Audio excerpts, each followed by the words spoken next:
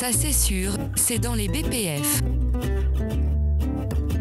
En plus, on s'est pris une pilule en inspection sur le sujet, il y a 5 ans. Mince, je trouve pas. Mais c'est sûr que ça y est.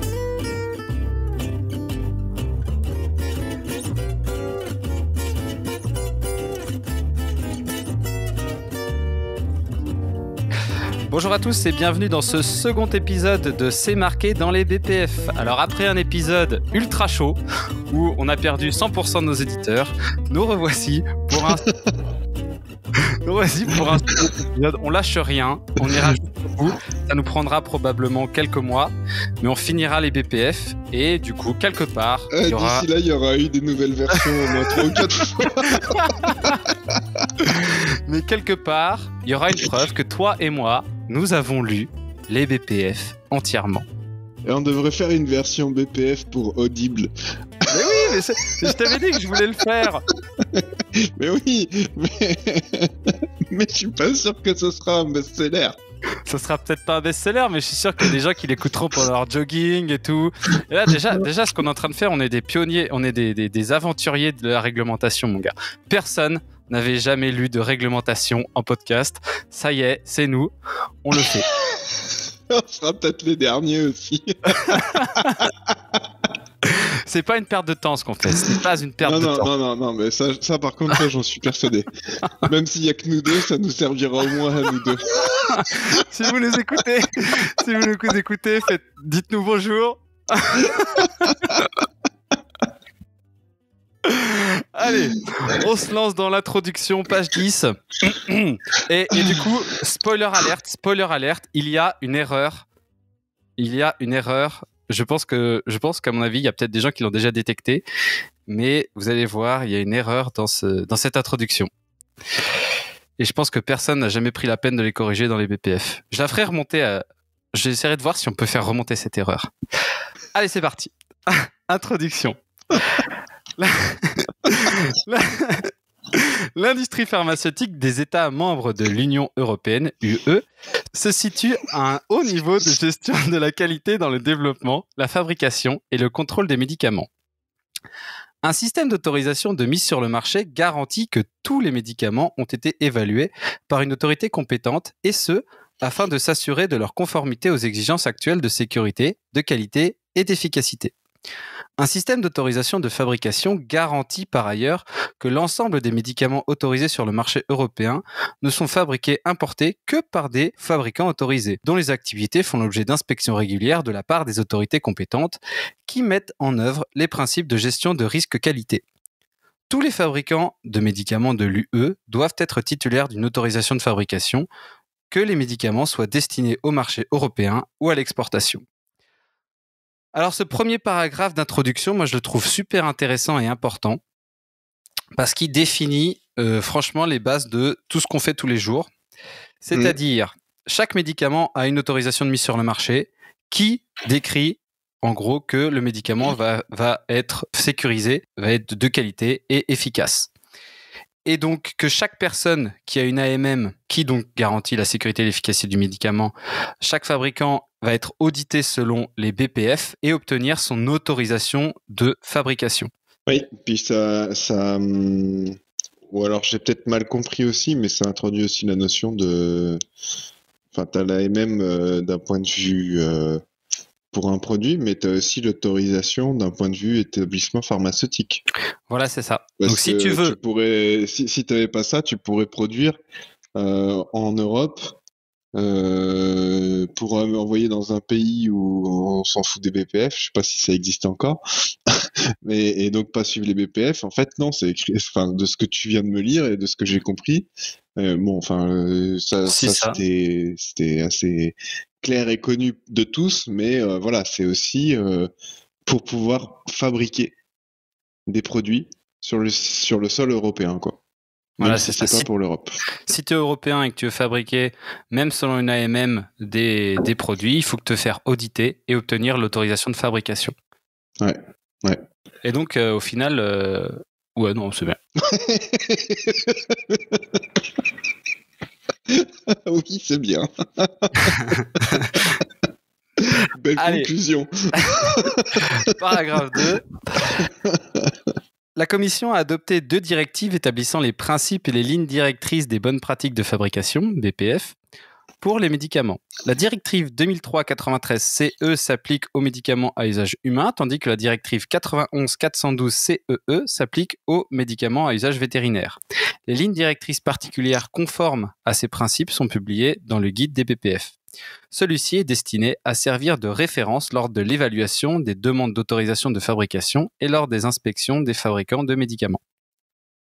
Donc là, on a 2 articles de loi qui sont cités. Donc 94, c'est le mini-guide BPF dont je parlais dans le préambule. Donc on en a déjà parlé.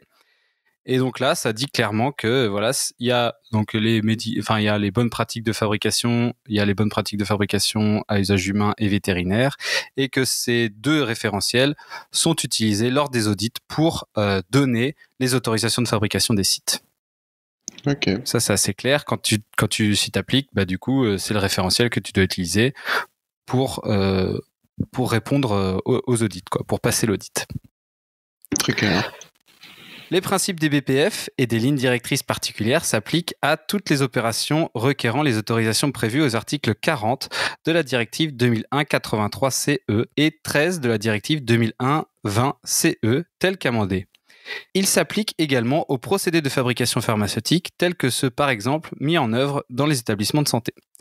Alors ça, c'est un peu compliqué, je trouve, une façon un peu compliquée de dire que en fait, l'article 40, c'est fabrication totale, partielle, division, conditionnement et présentation. Donc en fait, si tu fais de la fabrication totale ou partielle, que tu divises des médicaments en différentes quantités, que tu conditionnes ou que tu fais de la présentation, du coup, tu dois respecter les BPF. C'est ça l'article 40 D'accord. de la directive 2001-83. Et par contre, l'article 40 nous précise quand même que les officines ont le droit de le faire sans avoir les BPF, quoi.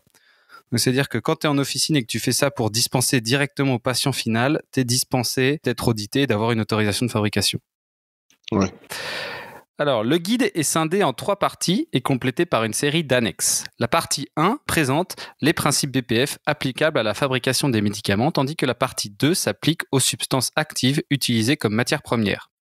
La partie 3, quant à elle, regroupe des documents relatifs au BPF qui clarifient certaines attentes réglementaires. Donc là, en fait, c'est juste une présentation de ce qu'on c'est vraiment là une introduction au BPF. Là, on rentre vraiment, de toute façon, tout ce qu'on va lire à partir de là d'introduction, c'est une présentation des BPF. Donc, première partie, les médicaments. Deuxième partie, les API. Troisième partie, les annexes. Très bien.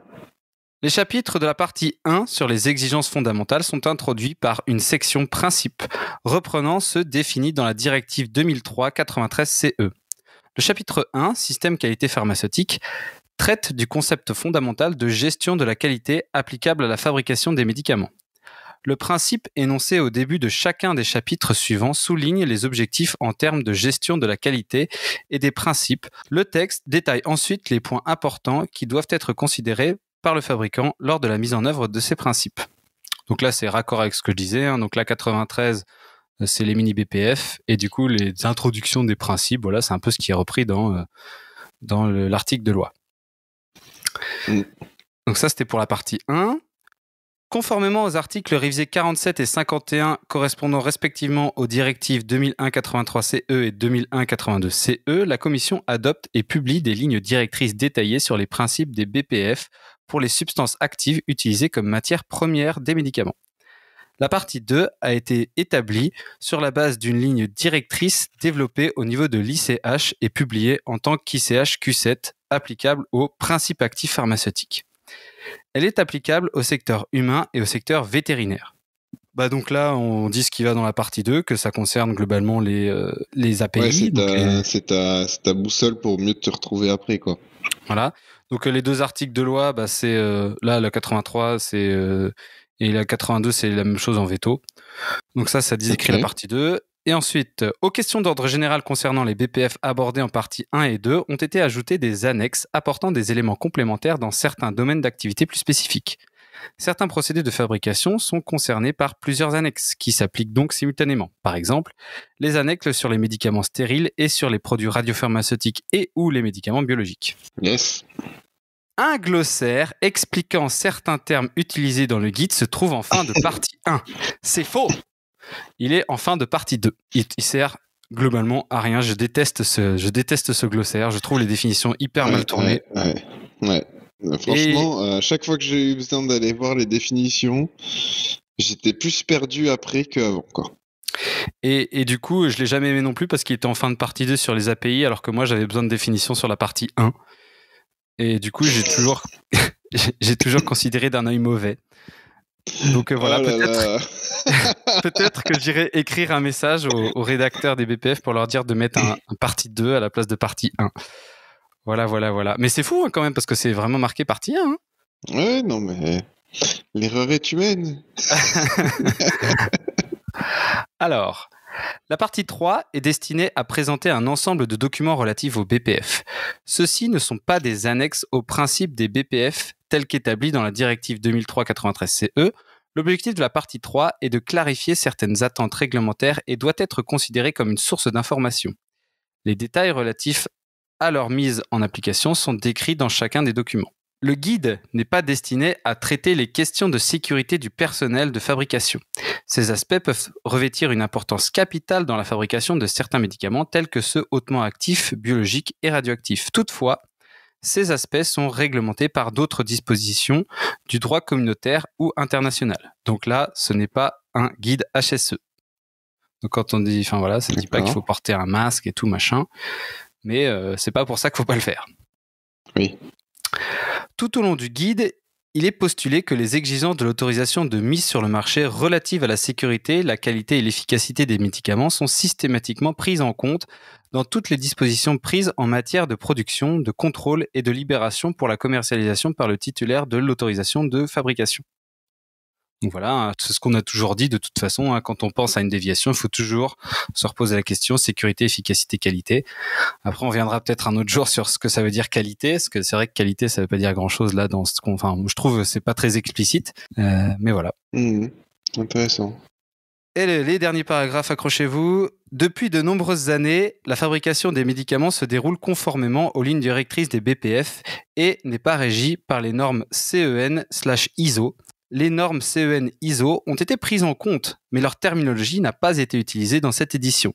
Il est admis que d'autres méthodes que celles décrites dans ce guide sont en mesure de répondre aux principes de gestion de la qualité.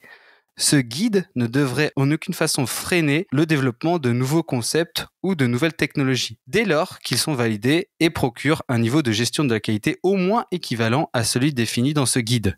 Waouh, c'est fou ça, hein? Est-ce que quelqu'un a déjà lu cette phrase? En gros, ça dit que si on arrive à prouver que ce qu'on fait, c'est au moins aussi bien que ce qu'il y a dans les BPF, on peut faire différent de ce qui est marqué dans les BPF. C'est marqué, hein? C'est... Et c'est marrant parce que ça dit aussi que... Ouais, vas-y. Pour moi, c'est un peu aussi... Bon, après, c'est un peu aussi ça qui a mené à toutes les démarches, moi, que j'essaye d'apporter sur les sites. Mais en fait, initialement, c'est ce que je croyais. Et puis après, je me suis rendu compte que finalement, je m'étais fait entre guillemets embobiner parce que ça faisait longtemps que j'avais pas lu les BPF. Et à chaque fois, on me disait oui, mais ça, c'est écrit dans les BPF, alors qu'en fait, pas du tout. Donc oui, en fait, finalement, il y a quand même énormément de choses qui sont pas décrites sur comment mettre en œuvre, comment traduire en réalité ce que demandent de faire les BPF, quoi. Ouais. Et du coup aussi, il parle de la norme ISO qui ont été prises en compte. Alors je pense que cette phrase, je sais pas, faudrait que je regarde quand est-ce qu'elle a été ajoutée. Mais en tout cas, j'ai vraiment senti, surtout avec ICHQ9, ICHQ10, un espèce de gros rétropédalage des BPF parce que ils sont carrément séparés de ISO dès que c'est sorti. Hein. Et du coup, le problème des bonnes pratiques de fabrication, c'est que ça avait à la base aucune dimension système. C'est-à-dire qu'on prenait que dalle du système, on prenait chaque élément un par un et on les mettait en place, quoi. Et il y avait aucun endroit dans les BPF qui parlait du système global. Alors du coup, ils se sont pas mal rattrapés. Mais voilà, et c'était ça la force de ISO. Au final, c'était que tout était interconnecté et tous les systèmes agissaient entre eux, quoi. Oui, et puis, enfin, il y a quand même un énorme point fort de l'approche ISO par rapport au BPF, c'est l'approche processus. Ouais, c'est ça quand je disais système, processus, ouais. Oui, ouais. non, mais voilà, c'est ça. Mais les BPF, enfin, ils se sont rattrapés. Excuse-moi. L'approche processus dans les BPF, ça n'existe pas. Et d'ailleurs, ça n'existe pas trop sur les sites non plus, quoi. Hein. C'est très compliqué à faire comprendre ce que c'est qu'un processus dans l'industrie pharmaceutique. Ouais, je pense que du coup, ça, c'en est une des réponses, quoi. Enfin, ça, c'est sûr. Oui, hein. C'est une des causes. Ouais, enfin, c'est sûr. C'est sûr. Allez, dernière phrase. Ce guide sera révisé régulièrement afin de prendre en compte les améliorations continues des pratiques dans le domaine de la qualité. Voilà, c'est tout pour l'introduction. Alors, j'aimerais quand même revenir, parce que j'ai dit rapidement, sécurité. Du coup, sécurité, c'est effectivement, est-ce que le produit est inoffensif pour le patient? Propriété d'innocuité, il va pas faire plus de mal que de bien. Efficacité, ça parle un peu de lui-même. Est-ce que du coup, il va être efficace pour ceux qui l'utilisent? Et qualité, pour moi, on peut diviser la qualité en 6 concepts différents. On va avoir la conformité, l'homogénéité, la répétabilité, la traçabilité, la surveillance et l'amélioration continue. Et je pense que c'est ça, la qualité, du coup, c'est ces 6 concepts-là qui peuvent résumer la qualité, quoi. Intéressant. Alors, je sais pas si tu as quelque chose à noter, c'est tout pour cet épisode 2. On a encore tenu le bon timing de quasiment 15 minutes, donc je pense que c'est un bon format. C'est pas toi qui diras si c'est un bon format. C'est les auditeurs c'est le nombre d'écoutes qu'on aura. Après, non, c'est pas un bon métrique, le nombre d'écoutes. S'il y a une seule personne qui l'écoute, ça, on aura déjà gagné notre temps.